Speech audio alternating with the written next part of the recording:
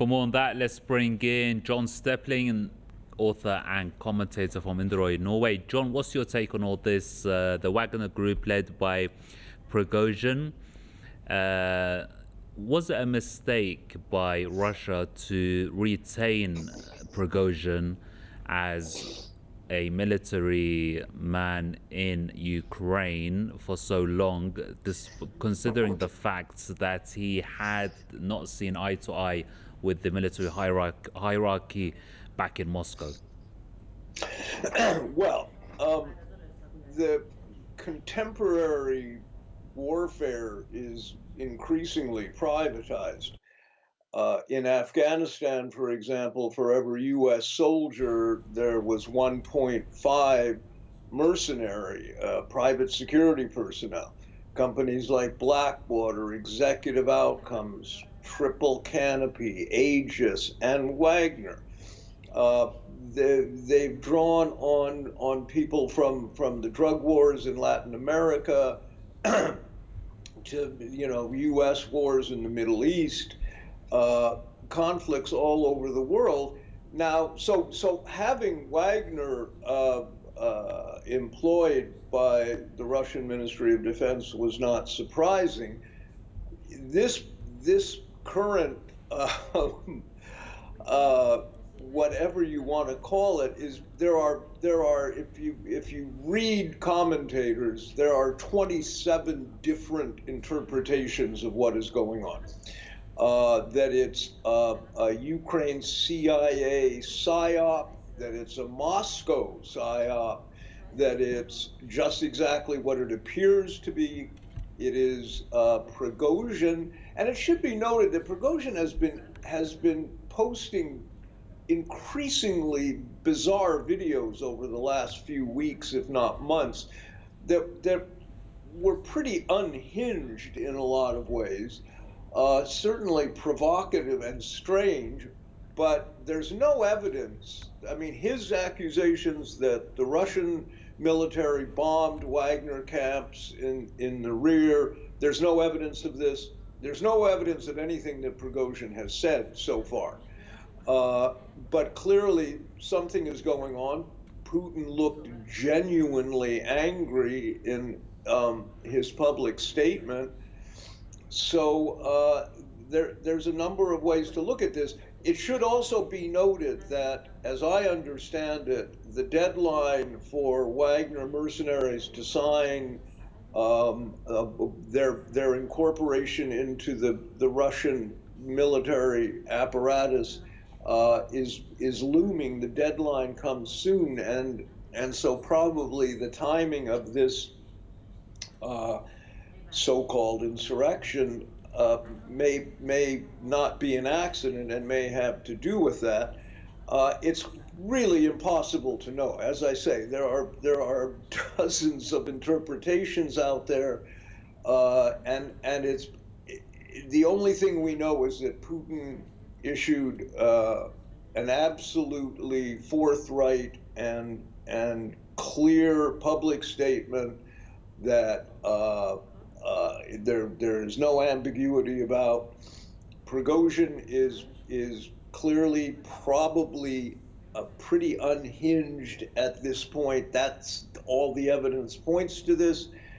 What happens is hard to know, but as I say, it's not at all unusual for countries to employ mercenaries.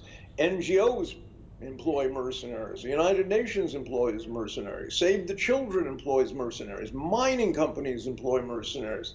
It's one of the biggest businesses in the world. So we are living in an era awash with mercenaries, private military contractors. Yeah. So, what to make of this, I think, is very hard to know. Yeah, John. So Wagner, they didn't have they didn't really have the loyalty. They didn't provide the loyalty to Russia, to the Russian Federation, not like the Minister of Defense or the army, the Russian army, and the other Russian military aspects, the Chief of General Staff, for example.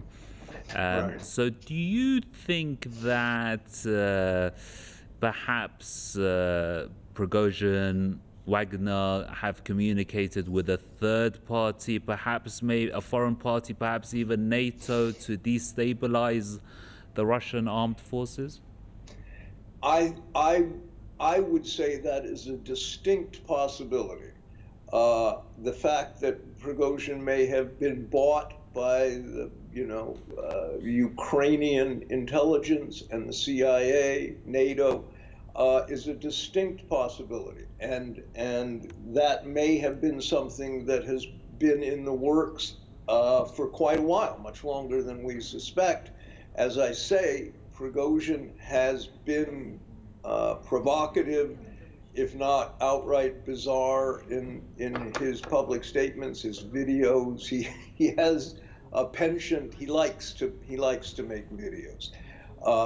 It's a Donald Trump quality, and they're very strange. So he's been at odds with Putin for a while. So that is certainly one of the more reasonable interpretations here, is that he has been in contact with the West, with NATO, the U.S., CIA, Ukrainian intelligence, and that this is now the moment when there's going to be some action on that front. But as I say, there's no evidence of anything going on. There's actually no evidence of a single person dying as a result of any of this. So I suspect it will become clearer in the coming Right. days. Well, But that leads me to my other point, John. That Wagner, led by Prigozhin, they fought in Bakhmut for a very long time, and yeah, it showed their lack of combat effectiveness in comparison with other Russian forces that were very quick to capture the Russian ethnic Russian-speaking cities and towns in eastern Ukraine. So yeah. how far do you think this would go? I mean, can Wagner do anything on the ground in Russia? NATO has No, tried for 2 years and it hasn't been yeah. successful. No, you make very good points here. Um, that's very true. That's been pointed out by a number of commentators, and there has been a perspective from many military experts that something was awry in the Wagner deployment, in how they fought, in their effectiveness, lack of effectiveness.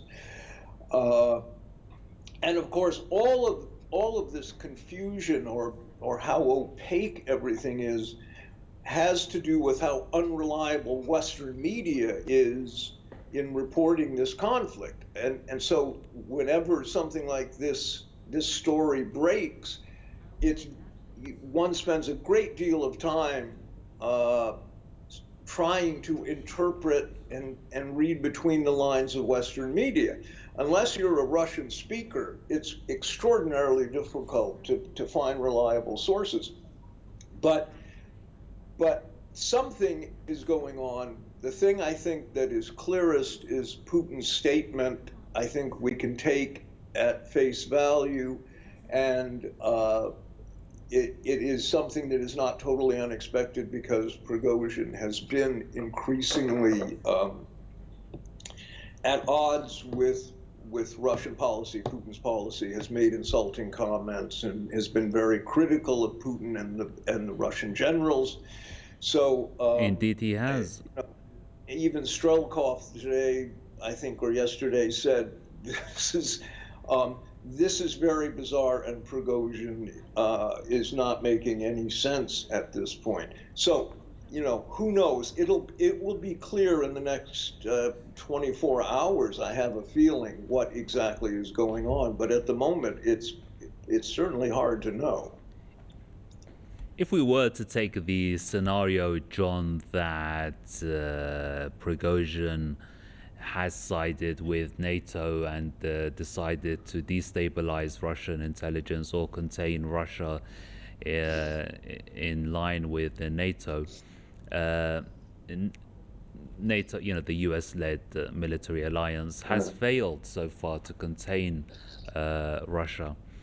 And so, if we were to take that scenario, do you see that Prigozhin and Wagner will also fail in that line? Yeah, I think that it should be remembered that the U.S. aim, U.S. stroke NATO aim in this was not to win militarily, because that was never seen as possible. It was to grind down Russia, overextend Russia, and bleed them of resources and energy and money. So if that's true, then the idea of of buying off Wagner and Prigozhin makes perfect sense, and that was the goal, and maybe to some degree it has succeeded, but only to some degree. No, this war is lost for U.S. and NATO. It is over. Ukraine has no soldiers left. The U.S. has run out of weapons to send to them. The EU is running out of weapons and ammunition to send to them. This is over. This is, at this point, it is a question of how Russia decides to wrap it up and resolve the conflicts and probably provide some face-saving mechanism for the United States, because I think they recognize that U.S. leadership is insane, so they don't want to provoke a nuclear conflict in worst case scenario. So that's all. It's all over. There's no counteroffensive. There's no anything. Ukraine has lost, and this Prigozhin Wagner mutiny a last spasm of Western strategy? Yeah, perhaps. I don't know, but a certain sense, I think.